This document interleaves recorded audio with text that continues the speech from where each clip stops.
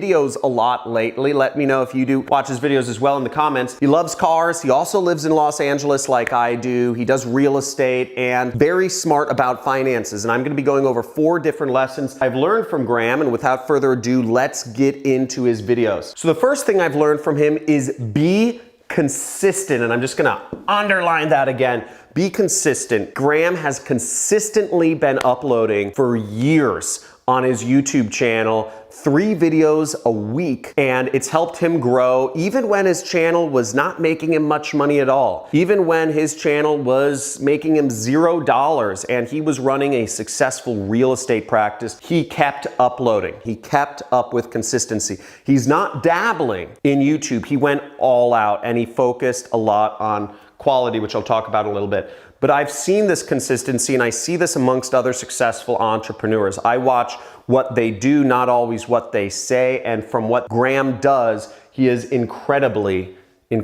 consistent. Now, lesson number 2 that I've learned from Graham is to be transparent. Throughout all of Graham's stuff, I've seen just incredible transparency, personal finances and how much money you spend, how much money you earn. All of that stuff is something people don't like to talk about. That's the reason why there's a lot of misinformation about how to save money or what to do with your finances. From what I've seen of Graham, he really breaks down people's numbers, his own expenses he goes over, he even goes into his personal life, putting his girlfriend on camera and what have you. My wife doesn't want to be involved in my YouTube channel. I get a lot of weird messages, but he's just incredibly transparent and I think that's really warming and I think that's what people want to see. In fact, I know that's what people want to see here on YouTube. So this is another big lesson I've learned from him and his channel has grown a lot as a result. There's just monster amount of trust, right? Transparency breeds trust, and I really like this about him. Lesson number 3 that I've learned from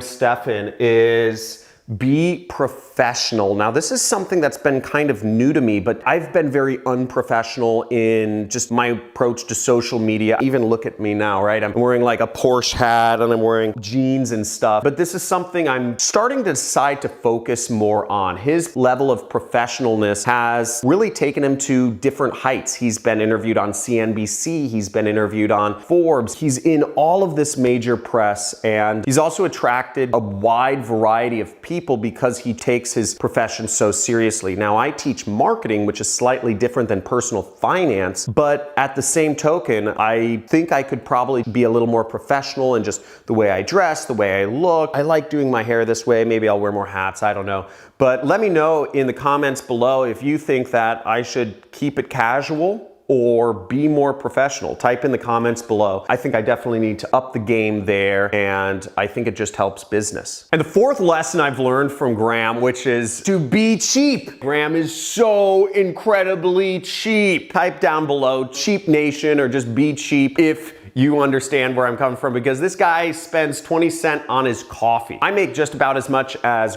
Stephan does every year, if not more, but I spend a lot more money. I spend 20 bucks on my coffee sometimes. I'm not even joking. I've never really focused on being cheap, but this is a wake-up call. How he treats his business, how much money he socks away. And I put away a lot of my income into retirement accounts, but I could do better. I could do more. I could push it. You know, I live in a nice house. I don't actually live in a duplex like him and save every single penny. But I think we can learn a lot from this, is that money is a scarce resource and we've got to put as much of it away as possible. All of these consumer items that were really marketed, most of them we don't need. I don't need to spend $20 on coffee. I don't need to spend $100 on a meal. Being cheaper is definitely a way to put more money away into your family's retirement account and take care of your family. So let me know what you thought of this video. This is a new format for me. Let me know if you like this format where I go over what I learned from people that I